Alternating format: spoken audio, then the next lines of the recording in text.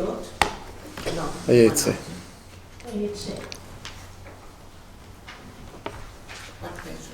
Page 144. Yeah. Okay, so it's Parshas Vayeitzei, page 144. So, Parshas Vayeitzei is an amazing Parsha, at the Ula. It's an important Parsha for us specifically because, as we know, as we said last week, Ma'aseh Ova similar, but what happened to the forefathers sort of directs and inspires what happens to us. And what happens to Yaakov is of particular significance to us because at the end of the day, we are Bnei Yaakov, Bnei Yisrael. We are the children of Yaakov. We come, he was like the climax of the patriarchs and set the way for our journey, for our avodah, for our service of Hashem. Just a quick synopsis on the Parshas. So we have Vayeitzei Yaakov. He goes to Haran to find a wife. He was running away from Esau, but he's also on the way to Haran to find a shidduch. We have the whole story of him meeting Leah and Rachel, eventually marrying Leah first and then Rachel second. Works for 14 years for them. And during that time, most of the tribes, most of the Shvatim are born. The last 6 years in Lavan were a difficult 6 years because he was working for wages. But Lavan, he was very successful, but Lavan kept on changing his wages because Lavan was like a con artist. Also during that time, Yosef was born. And then eventually, towards the end, he leaves Haran. Lavan runs after him, they meet, they make a covenant, and so on and so forth. So before we go into the main part of the Parsha that I actually want to go into properly, I just want to show you the little vert that I saw, a nice little vert. It's on page...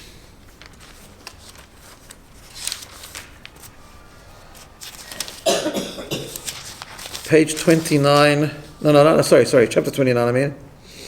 Where is that? Yeah. Page 152. Right. Page 152. So it says there, and we'll go back to the beginning soon, but just look at that page in the meantime.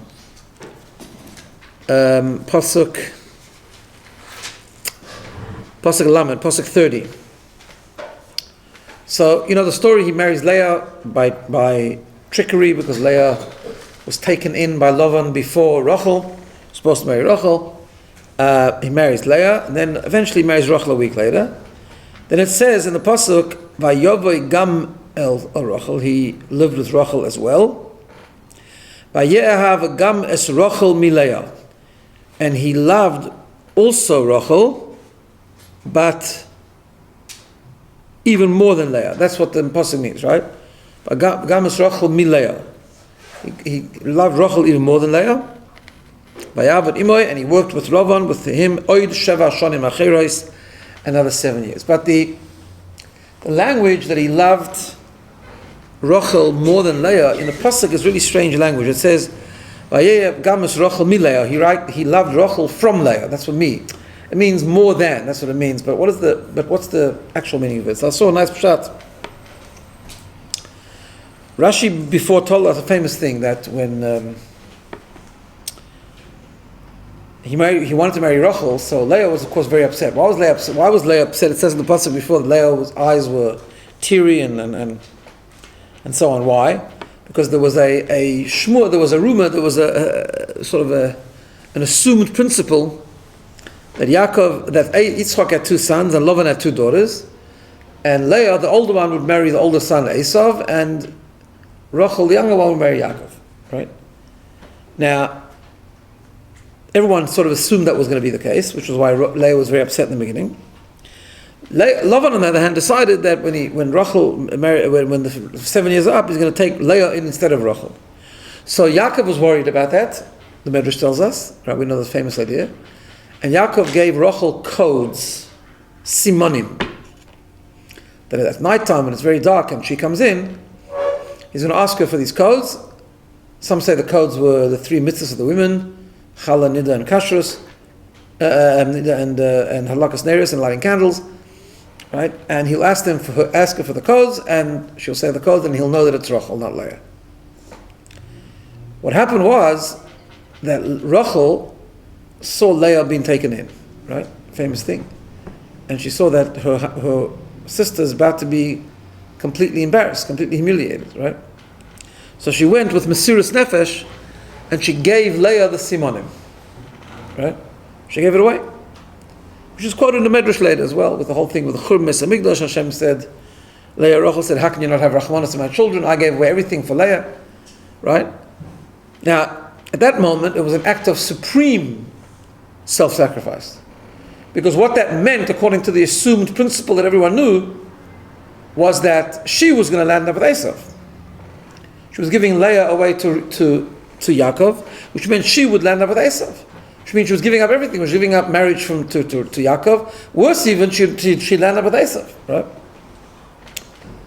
So, it says that when Yaakov saw what Rachel did, he was angry with Lavan, but he was in absolute admiration of Rachel. So therefore he loved Rachel even more now. Not less, but even more. After he saw what kind of tzaddikas Rachel was, that she gave away everything in order not to humiliate and embarrass her sister, he loved her even more. And that's, according to this pshat, that's what the pasuk means. Vayehav gam es Rachel, he also loved Rachel even more Leah. Leah means from Leah. He loved Rachel more from the story of Leah. Yeah? That's what the word mem means. Leah, from Leah. He loved her more from the story of Leah. From the fact that Rachel had given away all the simonim to Leah, he loved her even more because of that. Alright, that's just a nice little word.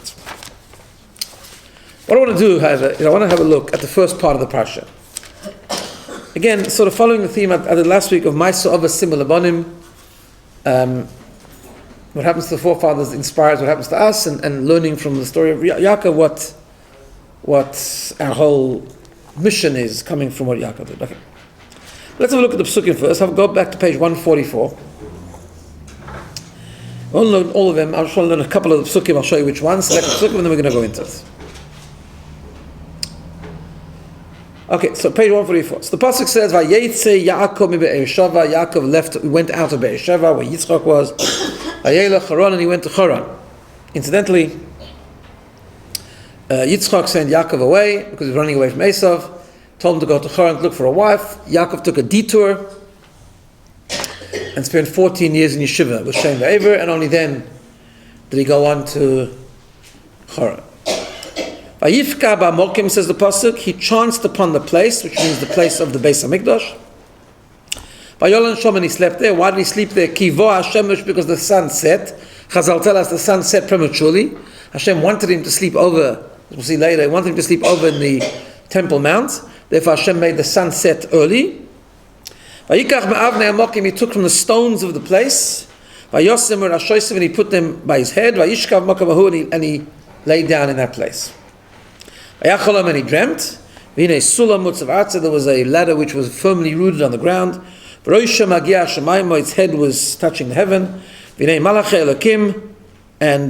the malachim, the angels of God, were going up and down. Why were they going up first? They were going up because, right, that's a famous question. Why were they going up and then down? They should have been going down then up, right? Malachim come from heaven. So one of the answers is that Yaakov had malachim with him all the time. Because he was about to leave Eretz Yisrael, the malachim of Eretz Yisrael were going away from him, and new malachim of Chutz La'aretz were coming down. Okay. Part of the dream is, V'nei Hashem, Nitzav Olav, Hashem is standing upon him, Vayomer, and he said, Ani Hashem Elokei Avram Avicha, I am Hashem, the God of Avram your father, Elokei Yitzchak, and the God of Yitzchak, Ha'aretz Asher Ata Shoichev Aleh, the land that you are laying upon, L'cho Atenu L'Zarecha, I will give it to you and your children.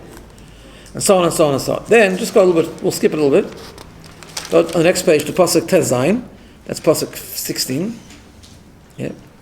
Says the pasuk, "Vayikatz Yaakov mishnasei." Yaakov woke up from his sleep. Vayomer, and he said, "Ochein yesh Hashem." He says, "Surely Hashem is here." Vanoichi lo yadoti, I didn't know. Vayira, and he was scared. Vayomer, and he said, "Manoiram mokum hazeh." How awesome is this place? Ein zeh ki'im beis Elokim. This must be the house of God. There's Shara Shemayim, and there's the gate to heaven. Okay. Yaakov, he got up early in the morning. He took the stone that he had placed on his head, underneath his head, and he made it into a monument. And he poured oil over it. Right?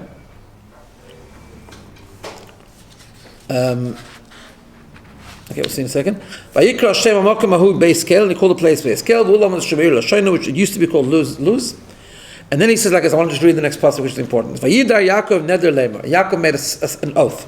He said, Im Yelakim Modi, if Hashem will be with me, Ushmorani Baderech Hazayin will protect me on this way, Hashem, Noichi Hoylech, which I am going on. V'nosam li lechem lechol, he'll give me bread to eat, ubeged lilboish, clothes to wear. V'shafti b'shalom b'es ovin, I will go back in peace to the house of my father. Hoya Hashem li lekim, and Hashem will be for me to a God. V'chol asher titan li, v'evan azay shanti matzeva, this stone that I have placed as a monument, yeh beis alakim, will be the house of God. V'chol asher titan li, anything Hashem gives me, aser loch, I will tithe, and I will give 10th away to Hashem. Okay. First, before we go into it, just a little word. It says that he took the stone and he poured oil over it. And the question is, where did Yaakov have oil from? Why am I asking that question? We know that unlike Eliezer, it doesn't seem like Yaakov had anything with him. Right? Eliezer traveled with 10 camels full of riches and wealth and food and stuff to find a shidduch. Yaakov looks like he's traveling with nothing. Why? Chazal tell us what happened. When Yaakov ran away from Esav realized, and he sent his son Eliphaz. Eliphaz was the son of Esav. He sent him quick, he's a strong guy, he says, go quick, catch up to Yaakov and kill him. Okay? So Eliphaz caught up to Yaakov. Now Eliphaz wasn't like Esav, Eliphaz was a bit of a tzaddik, because Eliphaz had grown up in Yitzchak's house, by Zayda. And Zayda had a good influence over him. So he catches up with Yaakov and he says, Yaakov, I've got a problem. Kibud Aveim, I listen to my father. Don't forget, the one thing he had learned from Esav was you have to honor your father. I'm supposed to kill you, I don't want to kill you. Right? So what should I do? So asked Yaakov, what do I do? So Yaakov said to him, I'll tell you what you could do. Take away everything that I own. Because Yaakov was traveling with riches, just like Eliezer was. And he said, take away everything. Because the Gemara says, Oni choshuv kameis. A person who's poverty-stricken is like a dead person, because poverty is very destructive. So that's what the Gemara says. The Gemara says, "Oni chashuv kameis." A poor person like a dead person. So you can say you've killed me. You can go back and you can be honest. You can say you've killed me. And really, that happened. It's fine. Okay. But so Eliphaz took everything, and he left only his stick. So now comes the question: Yaakov is busy traveling. He sleeps. He gets up in the morning. He takes the stone. He pours oil over it. Where did he get oil from? Right? So there's two answers. One answer is from someone called the Paneach Rosa. I think it's like a Kabbalah sefer or something. I don't know. It's a sefer from the Rabbi Yitzchak Rabbi Yehuda Levi, one of the Baalei HaTois, one of the commentaries on the Gemara. And he says that his stick was hollow. And in his stick he had some stuff, and part of that stuff was oil. He had oil in his stick. So that's one answer. Another answer comes from Pirkei de Rabbi Lozer, like a medrash, that says actually what happened was the shem and the oil came down from heaven. Obviously, Taka didn't have anything with him, but it came down from heaven, and he was able to use that for the thing. Okay. Now, let's go into this whole first part of the Chumash. We'll see I'm going to try and develop, hopefully, a fascinating idea, and an idea that we can try and understand how it works, even relevant to our own journey and our own Avodas Hashem. Just want to start with a little bit of introduction, that we know that Yaakov davened here, right? He davened Ma'ariv. We know that Avraham Avinu made Shachris, because it says, Vayashkem Avraham Aboyka, Avraham got early in the morning. Yitzchak made Mincha, because it says Yitzchak went out into the field. La'eis Erev before evening and to daven, that's Mincha. And Yaakov made Ma'ariv, right? We find two opinions which Ma'ariv this was.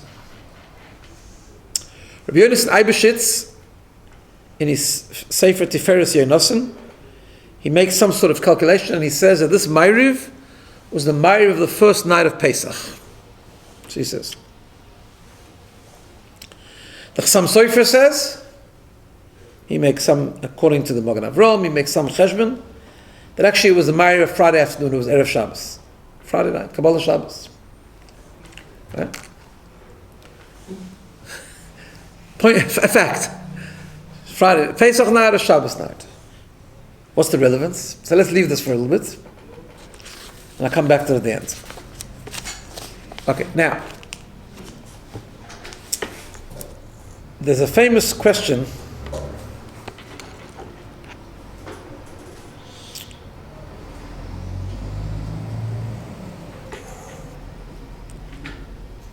a couple of questions. First of all,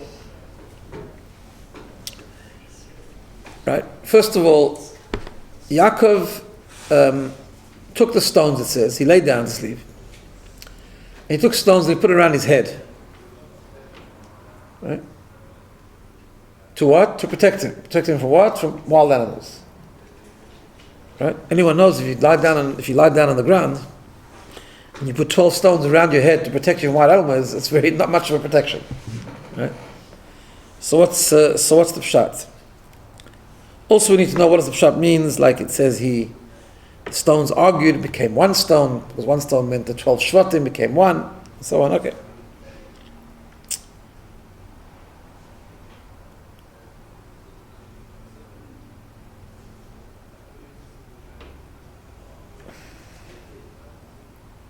So I'm just looking for one thing which I've lost here.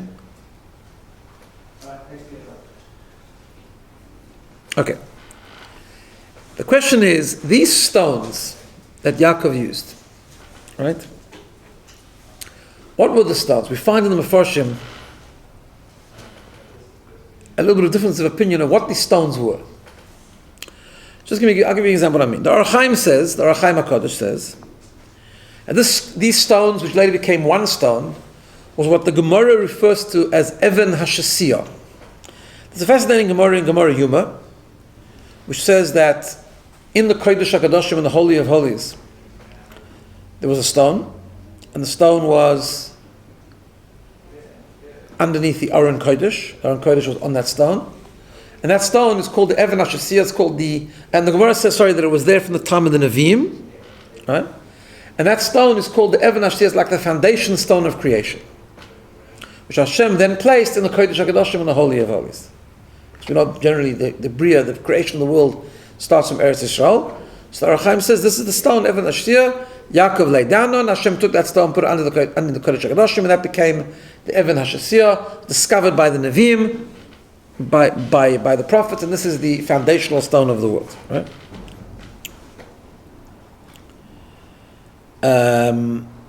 Now, what's so special about these stones, right? And also the Arachaim says that this is why HaKadosh Baruch Hu told him, HaKadosh Baruch Hu made that he should lie on those stones, because those stones Hashem wanted to take those stones that he laid on and then put it in the Kodesh HaKadosh. So what's so special about the stones? So there's a Ramban that the Ramban brings from the Medrash, from Pirkei de Rabbi Elazar, right? That actually says that Yaakov took the stones from the Mizbeach that Avraham Avinu had built to offer up Yitzchak. That the stones that Yaakov Avinu laid on in this Parsha are taken from that Mizbeach which Yitzchak had been on during the story of the Akedah. Yeah? So it was actually his father's. Exactly, his father's stones, yeah.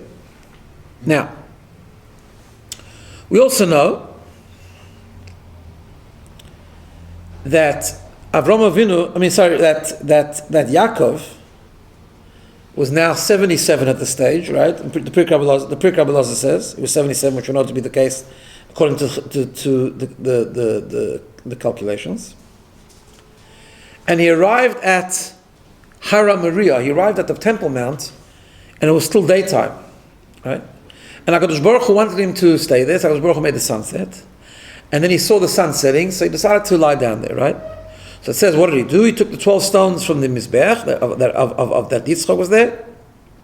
And the idea of the 12 stones was Hashem made it in such a way that he would take 12 stones to inform him that eventually he would give birth to 12 Shvatim, right? And those 12 Shvatim would all become one nation. And that was the significance of the next morning. These 12 stones were no longer separate. They had become one stone, right? And those were the stones that Yaakov Avinu lay down. So the Mefarshim asked the question, and it's asked by the great Mogen Avram, one of the commentators of Shulchan Aruch, in a sefer that he has called Zeis Ranon. He says, if that's the case, how could Yaakov Avinu use the stones to lay up? If they were in fact stones of the Mizbeach, and Yaakov knew they were stones of the Mizbeach had a halachic status of being a Mizbeach, which Avraham Avinu had built and sanctified, consecrated it as an altar, which the halacha is that if you sanctify it as an altar, it becomes what's called osur bahana. It becomes forbidden for any benefit to be derived from those stones. So how can you just take them, use them as a cushion, right? So one answer is because he was protecting himself, it was bikuach nefesh, there was no other choice, which is a very difficult answer because I'm sure there were other stones around. And also then we go back to the question, why only around his head, and so on and so forth. So there's an answer that I saw in a kuntras, in a booklet called Shvilei Pinchas, and he says the following. This is the answer he says to this thing. He says like this. There's a Rashi that's based on the Chassam Sofer. The Chassam Sofer brings from in this Parsha. The Rashi says like this. Rashi says, it says, Vayishka b'mokai mahu, that he lay down in that place, right? So b'mokai mahu, says Rashi, he lay down in that place, as if to say that was the only place he lay down, right? The word hu is exclusive. In other words, hu means that place, but not something else, right? Could just say Vayishka b'mokai, he lay down in the place. What does it mean, Vayishka b'mokai mahu? So Rashi says it means like this. That when Yaakov came, I told you before that Yaakov had a detour, that he went for 14 years to Yeshiva in Shem Va'ever, and then he came to Harabais, he was on the way to Haran. Vayishka b'mokei mahu, he laid down in that place.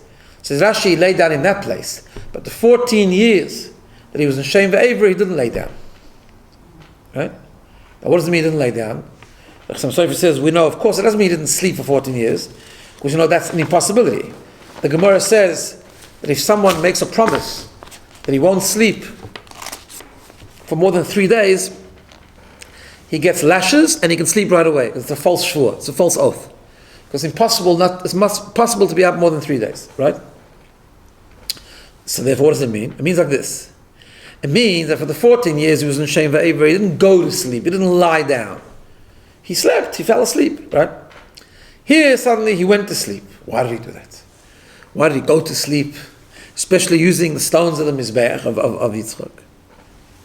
So it says, because he wanted to dafka lie down in the same place and in the same way that Yitzchak lay down. Right? He wanted to lie down in the same place that Yitzchak had laid when he was in the Akedah. Why? So the Shvilei Pinchas says an amazing thing. It says, first of all, we know, according to the Medrash, what actually happened was like this. Yaakov Avinu went traveling. He came to Haran. He already had arrived in Haran. When he arrived in Haran, he realized, he says, Oi, I forgot to daven in the place where my fathers Yitzchak and Yaakov had davened. Yitzchak and Avraham had davened. Right? So what did he do? He went back. Says Chazal tell us when he went back, he had kfitza saderech. He made it very, very quickly back from Haran to Hara Maria, to Temple Mount, and he wanted to daven there.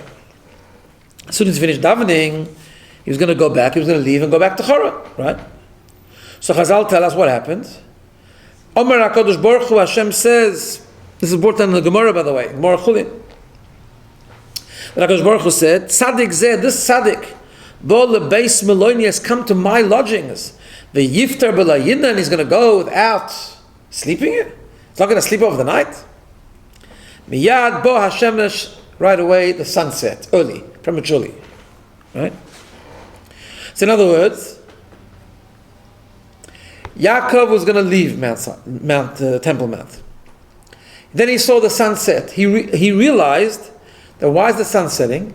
Because HaKadosh Baruch Hu wants him to sleep in this holy place, and that's why he went to sleep there. Now, when we talk about the term Kivo HaShemesh, right? The term Bo HaShemesh, which the Pasuk says, that the sun set, we find this expression with other things too. We find this expression when a tzaddik passes away, we say Bo HaShemesh, the sunset. Or we find the expression in Chazal that when one tzaddik passes away, another tzaddik emerges, that it says Bo HaShemesh v'zorach HaShemesh. The sun sets, the sun shines. Right? The sun sets, but it rises. One tzaddik passes away, another tzaddik comes up, right? We find this many times. For example, it says that Kofsoi Shimshel Shel Eli's son said, Eli was a tzaddik before Shmuel Hanavi, Zorchoi Shimshoi Shel Shmuel, so the son of Shmuel shone, right? That kind of thing. Okay. So therefore he says, interesting chiddush, he says that when Yaakov saw that HaKadosh Baruch Hu is setting the sun earlier than expected, obviously wanting him to sleep there, he said, what does this all mean? He decided, this is the chiddush, he decided that it's time for him to complete the Mesiras Nefesh of Yitzchak. He thought that was it, that was his last night. In other words, that Yitzchak was taken to the Akedah, Yitzchak didn't die at the Akedah. Yaakov thought, Kivo HaShemesh, the sun is setting. Literally, setting. But also means that his sun is setting. He decided that's it. His time is up, and he's going to now lie down on the same place that Yitzchak lay in order to die. That's what he thought. Now the truth is that the Shvile Pinchas brings a very interesting proof for this. He says there's a medrash that we find that Yaakov is called Shemesh. Yaakov is called the sun. Right? And it says there, it's brought in the medrash, and that's why it says in the medrash, Vayolen Shom Ki Bo HaShemesh, that he slept there because the sun had come, the sun had said, because he heard the Malachim say, Bo HaShemesh, Bo HaShemesh. The sun has come and the sun has come. Now how do we know that, and what happened later? Later by Yosef, when he tells the dream, this is the Medrash says, a fascinating thing, tells the dream over to his father and to his brothers, and he says, what I dreamt, that the sun and the moon and the 12 stars were bowing down to me, and he told it to Yaakov. Yaakov says, Mi gila lo sheshmi Shemesh, who revealed to him that my name is Shemesh. Because obviously the dream that Yosef had, the sun and the moon and the 12 stars were going to bow down to him, meant Yaakov and the mother and the 12 sons, and the 11 sons, right? So Yaakov says, how do you know my name is Shemesh? So the Malachim was screaming, says the Medrash, Bo HaShemesh, Bo HaShemesh. The sun has come to the Har Moriah. Yaakov heard that, and Yaakov understood that to mean, Bo HaShemesh, the Shemesh is setting, which means my time has come to an end. However, Yaakov lies down there, like the Akedah. He wants to give up his life for HaKadosh Baruch Hu, total Mesiras Nefesh. He was perfectly fine with it. He decided that's it. Obviously Hashem wants him to complete what Yitzchak hadn't finished. And then he dreams that that's not true. He dreams that HaKadosh Baruch Hu comes to him and tells him, no, it's good that he wanted to have Mesiras Nefesh, but his time has not come. And Hashem said, I will be with you, and you will get married, and your children will be like the dust of the earth, and you'll spread all the corners of the earth, and so on and so forth. Therefore, according to this, we have a simple answer to the question. The question was, how could Yaakov use those stones? Those stones are holy. The answer is very simple. When he laid down on the stones, he was doing it for the same purpose Yitzchak did. He was going to be another korban, just like Yitzchak did. Yitzchak was on those stones because it was going to be a korban, it was going to be a sacrifice on the Mizbeach. How could Yaakov go to sleep on the Mizbeach? No, he wasn't going to sleep. He was doing exactly the same thing Yitzchak did. He was going to lie down there as if he was a korban because he thought that was it. Hashem was going to take his neshama. And that's what it means, he says. That's what it means that Yaakov put the stones around his head. He wasn't scared of animals. He was planning to die that night anyways. What he was scared of is the spiritual animals, the Yetzer Hara. He was worried that last minute the Yetzer Hara would come and confuse him and distract him and make him run away or something. So he put the stones around his head so he shouldn't run away, so his head shouldn't run away. In other words, that he should be focused and carry out what he thought was to be the Ratzon of HaKadosh Baruch Hu, which was to give himself as a complete korban. That's the way we understand Psuk. Now, that's a very nice pshat. The question we have is like this. Why would that have been the case? In other words, according to this, Yaakov was forced back to the Temple Mount before he went to Haran. He came to Haran and he forgot to daven on Har HaBayis and he went back.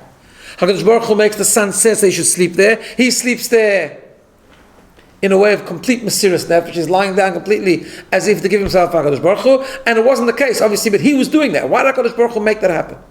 Why did HaKadosh Baruch Hu plant that in Yaakov's head? Obviously, it was part of the plan. Why was Yaakov sort of so committed that at that point he would reach the point where he's going to have Mesiras Nefesh, we're going to have complete Mesiras Nefesh, complete self-sacrifice. So in order to understand this, we have to take a little bit of a different journey and try and understand what was Yaakov actually, where was he going? He was going to Haran to find a wife. But what did that mean spiritually? So I want to share with you a fascinating medrash. At the beginning of the Parsha, the Pasuk we just learned, it says, Vayeitzei Yaakov mi Be'er Sheva. Yaakov went out from Be'er Sheva. Be'er Sheva was Yitzchak was there, Avraham Avinu was there, different reasons why it's called Be'er Sheva and so on and so on. But there's one medrash that says, that what does it mean, Vayeitzei Yaakov mi Be'er Sheva? It means Yaakov went out, he left, mi be'era shel shavua, from the well, meaning the depth, the secret of the oath, the shvua. What does that mean? Explains the medrash like this. Avram and Yitzchak both had, if you remember correctly, had a little bit of trouble with a king called Avimelech. Avimelech was the king of Gourarie, where the Plishtim lived, right? Not to be confused with Palestinim, they're different people. People sometimes try to confuse them, it's not confused at all. Plishtim, Philistines, not Palestinians. Before we continue, by the way, sorry, I forgot to mention before, that we're learning in the schus of, give me the name again? Elazar ben Gabriel, he's Neshama Shev and Aliyah, and only good things. So, that problem with Avimelech, Avraham Avinu went there with Sarah, Avimelech tried to take Sarah, Yitzchak went there with Rivka, he touched Rivka, story with the wells, with Avimelech's people, they dug the wells, they filled them up, they argued with them, Agan. So we find in both instances, it's Parshas Vayera and last week, where we find that both Avraham and Avimelech both Avraham and Yitzchak, made a pact between them and Avimelech. And that pact included a shvua, included an oath. They wouldn't bother each other, they would leave each other, whatever the case was, they would. The problem was that pact had a spiritual negative impact. What happened with Avraham Avinu was that because he made a shvua also comes to the word sheva, 7, right? He pushed off, he delayed, because Avraham Avinu made a shvua with Avimelech, he delayed the beginning of the conquering of Eretz Yisrael by 7 generations. Till Moshe Rabbeinu. Moshe Rabbeinu started to conquer the lands of Sichon and Oig. Let's make a cheshbon. Avram, Yitzchak, Yaakov, Levi, Kahos, Amram, Moshe. Okay? Moshe was the 7th to Avram Avinu.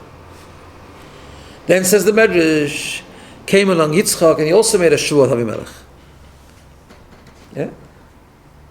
And that pushed off one more generation. And that's why the Yidden only went into the land of Eretz Yisrael with the 8th generation, the 7th from Yitzchak, which was Yehoshua. Right? Came along Yaakov, says the Medrash, Vayeitzei Yaakov mi Be'er Sheva. Yaakov went out of this depth of the shvua. He wasn't interested in getting involved in the shvua. He ran away from Avimelech. He didn't want anything to do with Avimelech. Or so it seems. Yeah? Why? Because it says Medrash, he doesn't want to delay it another generation. So the obvious question is, what does this mean? If it was a problem to make a shvua, so why did Avraham Yitzchak do it? If it's not a problem, why is Yaakov worried about it? Right? So the answer is like this. There's a fundamental difference between Avraham, Yitzchak, and Yaakov. And it reflects the way we serve Hashem as well. We know that Avraham Avinu, and we've talked about this in many different ways, but this is just one explanation. Avraham Avinu, we say, Yotza mimenu Yishmael. Avraham Avinu, Yishmael came out of him. He had one son that wasn't a tzaddik. Yitzchak Avinu, Yotza mimenu Esav. Esav went out of him. Yaakov Avinu, mitosoi shlema. Yaakov Avinu, his bed was complete. All his children were tzaddikim. There was no negativity that came out of him. The whole Klal Yisrael comes from all 12 children of Yaakov. Yeah? What does it mean on a deeper level? So the Mefarshim explain the following. The Mefarshim explain like this. That there's different ways of engaging with the world to bring HaKadosh Baruch Hu into the world through Torah, mitzvahs, and so on. Avraham Avinu and Yitzchak Avinu, both in different ways, as we explained last week, spread emunah in Hashem, they spread Torah mitzvahs, they spread serving Hashem. Avram Avinu more through Chesed, Yitzchak through Gourarie. We explained last week the whole idea of digging wells and so on and so forth. However, the way they did their avodah, the way they brought Hashem into the world, which the world is full of things which are negative, which stand in the way of Torah mitzvahs, the way they did was to ignore the bad and just to generate good. Avram Avinu by just bringing Kedusha into the world, spreading monotheism. Yitzchak Avinu by showing each person that they're a well, that parts of them can connect to Hashem. But what Avram Avinu and Yitzchak Avinu didn't do is transform the world. The bad still remained. And the bad was separated. So there was a separation between good and bad. So Avram Avinu brought Kedusha in the world, but Yotzim and Yishmol remained bad and separated off. Yitzchak did amazing things, but then Esav separated off. Right? Comes along Yaakov, and Yaakov starts a new concept, what the Kabbalah calls Avodas Habirurim. Avodas Habirurim means the journey of refining the world. So, for example, even and the way we live our life, we have different parts of the way we live, right? So we have what's called Torah mitzvahs. Torah mitzvahs is when we engage in things which are directly holy, right? That's called learning Torah and doing mitzvahs. And then there's what Chazal tell us, two expressions. Kol ma'asecha yu l'shem shamayim u'b'chol drochecha da'eyu. Which means everything that you do should be for the sake of heaven, and in all your ways you should know Hashem. Right? What does that mean? That means in addition to Torah mitzvahs. In addition to Torah mitzvahs, we're supposed to go a lot further than that, and that is whatever we do, whether it's eating and sleeping, whatever it is, use every part of our drachim, every part of our actions, l'shem shamayim, and knowing Hashem and elevating the world so that every part of the world is facilitating knowledge of Hashem and Kedushas Hashem. Yeah? Up until the point that if we're able to do it properly, we can even transform even things which appear on the surface to be completely negative. Right? Avram and Yitzchak symbolized Torah mitzvahs, bringing Kedusha into the world, doing things that are holy, revealing Kedusha in the world, but not transforming the rest of the world. Yaakov takes it a step further. Yaakov, Vayeitzei Yaakov Be'esheva, Vayelech Chorono. He went to Choron. He went outside of Eretz Yisrael. What does Chazal tell us? Chazal tell us that Choron is called Choron because it's called Charoim Afshel Olam. It's the place of the anger of the world, a negative place. You can see it in history also. You see, Avram Avinu starts off in outside of Eretz Yisrael, but he's told to go to Eretz Yisrael. So Avram Avinu, in other words, leaves Choron behind. He leaves that which is unholy behind and goes to a place of Kedusha, so he can bring Kedusha into the world. Yitzchak is, from beginning to end, only Kedusha. His whole life is Eretz Yisrael. Yaakov leaves Eretz Yisrael. Why? Because Yaakov is taking it a step further, not only Torah mitzvahs, but b'chol drachecha da'eyu, b'chol ma'asecha l'shem shamayim, transforming the whole world, even places like Choron. So Yaakov leaves Eretz Yisrael. He goes into Choron to refine Choron. Yaakov has to then come back and contend with Esav to try and transform Esav, which is the thing that we're still doing apparently, until Mashiach comes, right? All of the Shvatim, almost all the Shvatim, were born where? Outside of Eretz Yisrael. Because ultimately our mission comes from Yaakov. We're supposed to transform not only do things that are mitzvahs, but to transform everything, all parts of our life, all parts of the physical world into a place of Kedusha, into a place where Hashem. That's why the Medrash tells us that's the deeper reason why Yidden went into Golus. It says that Shapizron and Umas HaKadosh Baruch Hu spread the Yidden all over the world, so they should elevate all parts of the world. Right? Not just as a punishment, but also as a mission to transform every part of the world, even the Choron of the world. Right? Which is why Avram Avinu and Yitzchak Avinu, this is the deeper pshat, of Avram and Yitzchak make a shvuah, they make an oath of Avimelech. The oath of Avimelech is to clarify. Avimelech, you do your thing, I'll do my thing. Avimelech symbolizes Tumah, symbolizes the opposite of Kedusha. Avraham and Yitzchak they manage the klipa, they manage the impurity, they manage the negativity, but sift it out. That's why Avraham and Yitzchak yotzav menu Yishmael v'yotzav menu Esav. Esav and Yishmael, the negativity is separated out. They live a life of complete focus and clarity, but the bad is still there. The bad is still around. You have to sift it out, right? Comes along Yaakov. Vayeitzei Yaakov me'be'er shava. Yaakov goes out of the depth of the shvu of Avimelech. He wants to move away from the whole thing. He said, I don't want Avimelech. Why do I want Avimelech? Not because I don't want Avimelech. On the contrary, I don't want to have a pact with Avimelech that Avimelech is Avimelech and I'm who I am. No, because that will stop. That will prevent and delay the conquering of Eretz Yisrael. Although it will delay the ultimate connection with HaKadosh Baruch Hu, which is the transformation of everything, including Avimelech. I don't want to just let Avimelech be, and he do his thing and I do my thing. I want to transform Avimelech. I want Avimelech to be mine. That's why I would make a pact with Avimelech. That's the deep pshat of Vayeitzei Yaakov Be'eshava. Yaakov goes out from Be'eshava. He goes out from that shvua. He won't do it. He says, I'm going to bring about the ultimate conquering of the land. Conquering of the land of Eretz Yisrael without delaying it anymore, which is the concept of transformation, transforming the land into a place of Kedusha. With that, we can also understand, if you have a look at the back on the Chumash, right? We can understand what Yaakov says.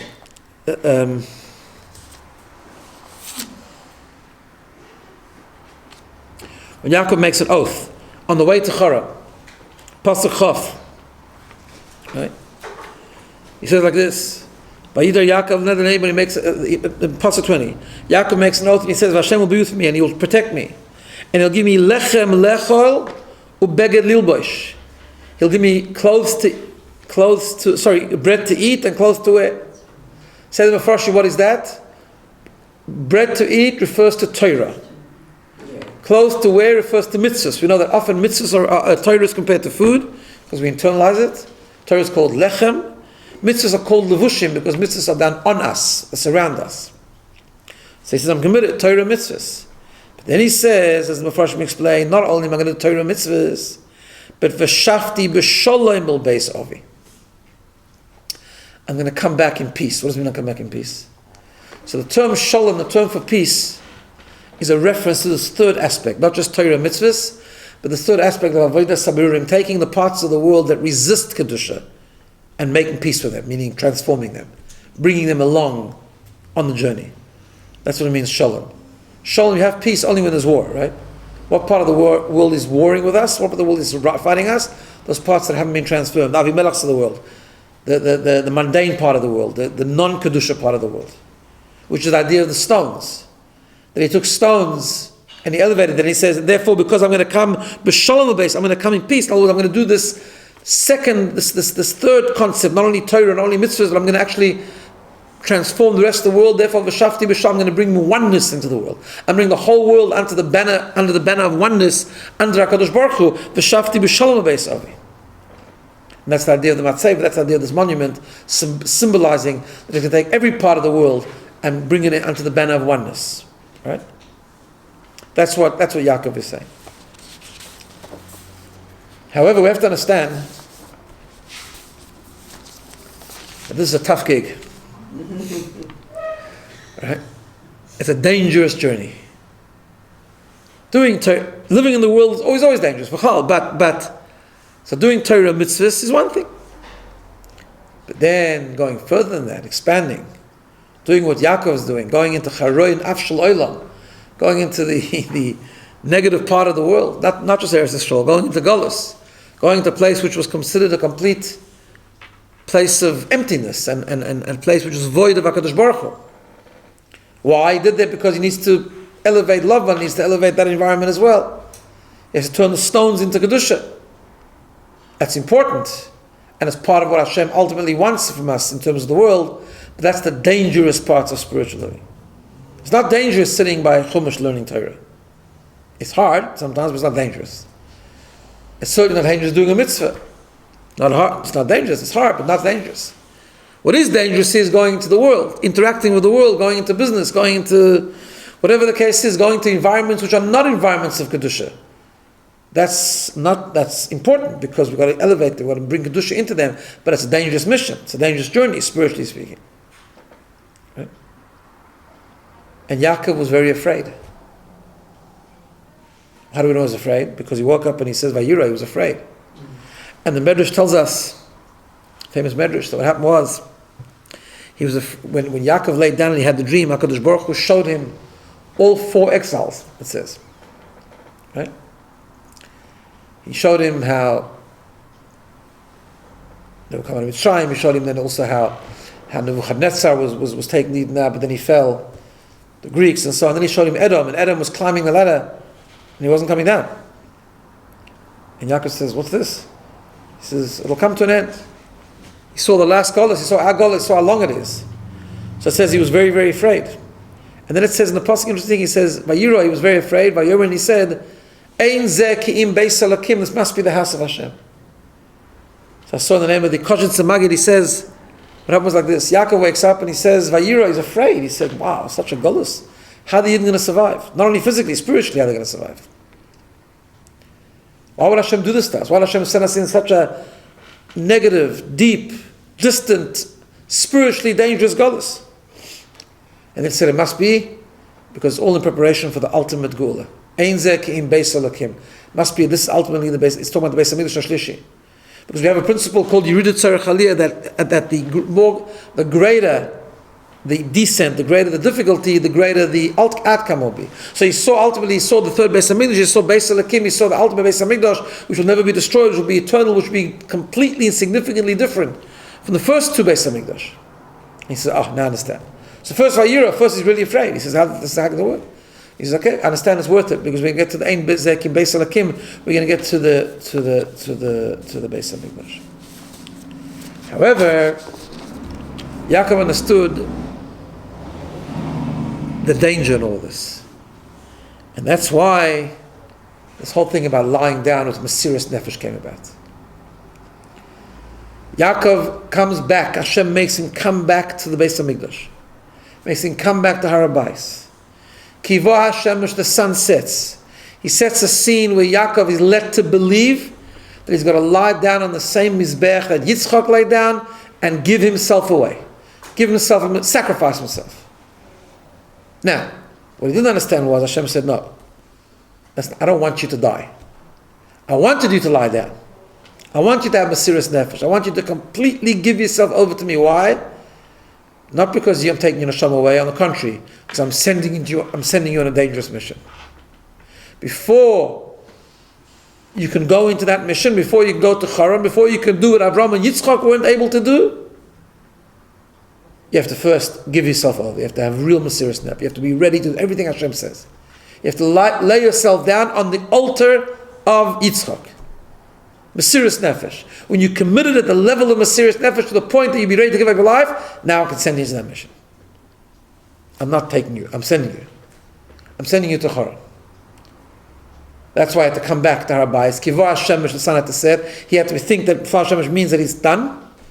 And he gave himself over peacefully, happily, completely to HaKadosh Baruch Hu. Hashem says, now you're ready. Because now you're ready to go into a spiritually hostile environment and you won't be affected. And that's an unbelievable lesson to us because we are the children of Yaakov. And for whatever reason we find ourselves, different people at different levels, but if you're not in Eretz Yisrael, you're not in an environment like Eretz Yisrael, I suppose, like Sydney, it's more like Haran than Eretz Yisrael, right? I mean, not trying to bash Sydney, but if you know what I mean, right? But we're here for a reason. We had to transform it. We had to bring Lichtigkeit. We had to bring Kedusha to. But how does it work? It only works when we protect ourselves. Which is the deeper meaning of Yaakov putting stones around his head. What does it mean, the head? It's not the wild animals we're worried about. We're worried about the hashkafas, the outlooks, the philosophies, the mindsets, the value system that is so cockeyed today and so distorted today that we need a very big fence around our head to make sure that we don't go off track. When we have that Mesiras, we wake up in the morning and we daven and we ask HaKadosh Baruch Hu and we go to sleep at night, we put a thing around our head to protect our outlooks, to protect our shkafa, but to protect our mindsets, then we're ready for the mission to go into Haran, to be able to withstand the day spiritually and to be successful, not only to survive it, but to be successfully refine it and transform it and bring Kedusha into it, right? And I was thinking that maybe that's why we can also go back to the very, very beginning and just explain the two different opinions about which Ma'ariv it was. Yeah. One opinion says it was the Ma'ariv of Pesach, one opinion says it was the Ma'ariv of Shabbos. So I think maybe that's just a thought I had. They're two very different. Pesach is the beginning of the journey. Pesach is what Hashem is telling us. This is you're going to give you the Torah. This is the purpose. It's Torah, mitzvahs, lechem, lechel, beged, lilbosh, but also v'shafti b'shalom. You got to go in and transform the rest of the world. In order for that, you have to daven Mariv at the beginning. Another opinion says Mariv is the Mariv of Shabbos. What Shabbos? Shabbos is the destination of the journey. Because Shabbos, we know, is the sneak preview of Mashiach. Shabbos is the Me'ein Olam Haba, right? Yom Shekulei Shabbos. So that's also another pshat about the Mariv of Shabbos. That Hashem was telling him, I'm sending you on this journey, but ultimately you'll come back and daven Mariv here because this is the place of the Beis Hamikdash, where through the whole process of the Golus and transforming the rest of the world, we'll be Zoicha, we'll merit to actually have the full-blown oneness and shalom in the world, where the whole world will recognize the existence of Hashem, and that'll be the Tal Mashiach with the Beis Hamikdash HaShlishi. Okay. So, Rabbi, Yep. to the whole problem of assimilation, and losing Jews that way. Sorry? It created the problem of assimilation and losing Jews that way. It creates a problem. It has. Sure, it's a great problem, but oh gosh, sorry, one second. Like in Israel, you're not likely, it does happen really, to marry a non-Jew. Correct. So that just highlights the danger. So that's why we're going to be even more careful, and we're going to know that it's the reason. You're right. No, the danger is obvious, and the danger has taken its toll. It's not like it hasn't taken it. Even basic. Sure, of course. But so the question is, why HaKadosh Baruch Hu do this to us? Right? So obviously there's a reason. The danger has taken its toll, but we have to fight it. So like a wheel here on Shlichus or something. That's right. Call it what you want. We're all here for a mission, that's for sure. We're not here just to eat, I don't know, Sydney sushi, right? We here for, of course we're here for a mission. We're all here for a mission. To inspire